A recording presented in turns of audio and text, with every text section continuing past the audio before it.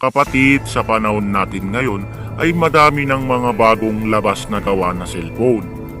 At meron din naman mababang presyo. At meron din namang mahal na presyo ng mga gadgets.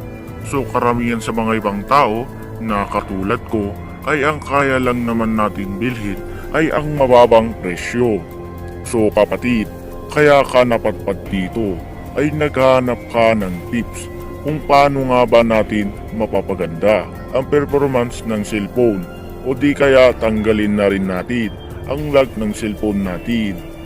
Kapatid, pero syempre, bago tayo tumungo sa topic na yan, ay kung bago ka pa lang sa channel ko at gustong gusto mo ng mga ganitong video ay mag-subscribe ka na para maging updated ka sa mga bago upload natin.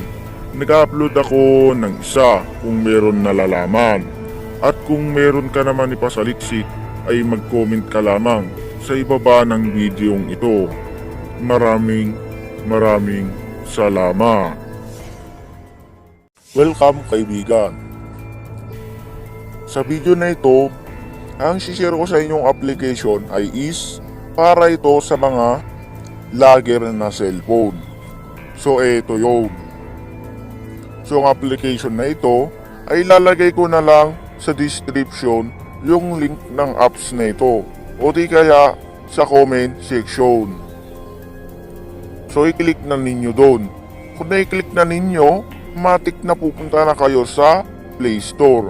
So kung na-install na ninyo, pag na-download na ninyo, i-click na ninyo itong application na ito.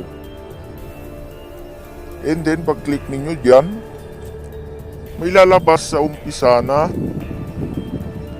okay. So i-click lang ninyo yung okay. And then, matik pupunta kayo dito sa start.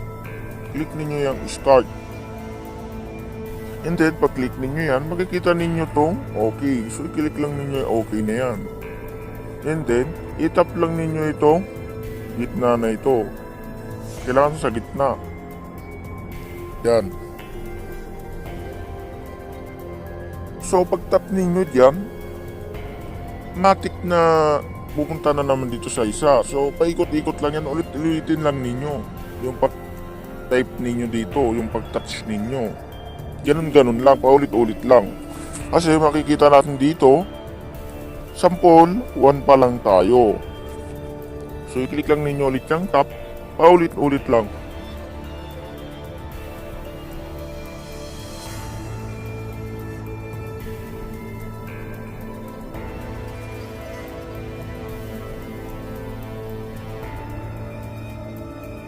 Huwag kayo mairita, i-click lang ninyo itong tap, paulit-ulit lang kasi para rin ito sa performance ng cellphone ninyo. Kasi gusto nyo nga matanggal yung lag, di ba?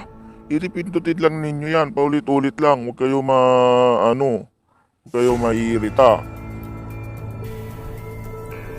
I-click lang ninyo yan, yung tap, paulit-ulit lang. Kasi makikita nyo dito, sample 2 na tayo. Click lang ninyo ulit yung tap na yan. Basta ganun lang ulit-ulit.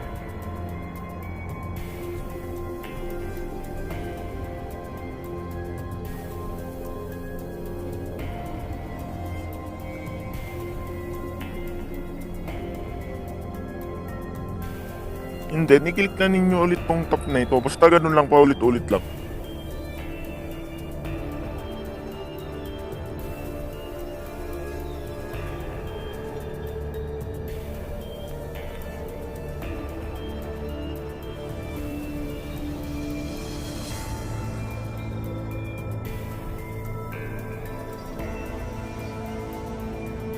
And then, makikita ninyo dito yung model version ng or kaya yung name ng cellphone natin. Makikita ninyo dito. So yung pangalan ng cellphone ko, Vivo Y55A Android version 6.0 lang. So, napakaliit lang ng version ng cellphone ko.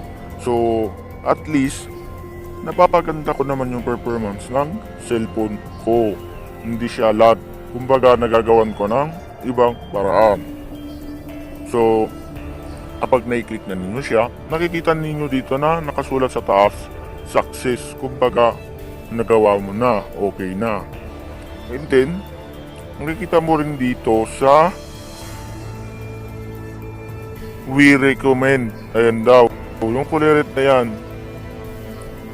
nire-recommend ng application kapag nagamit natin siya.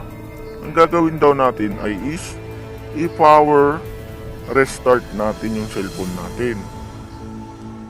Basta i-restart natin, pindutin natin yung reboot o kaya restart.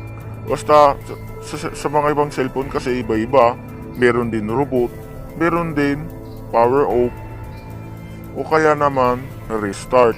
So marami yan, may iba-iba kasi ngayon. Kasi mga iba-iba na cellphone ngayon, may iba-iba na ng mga version. So yun.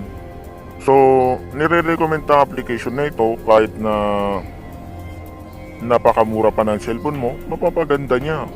So nire-recommend niya na i-reboot mo yung cellphone mo. Kumbaga parang ganito.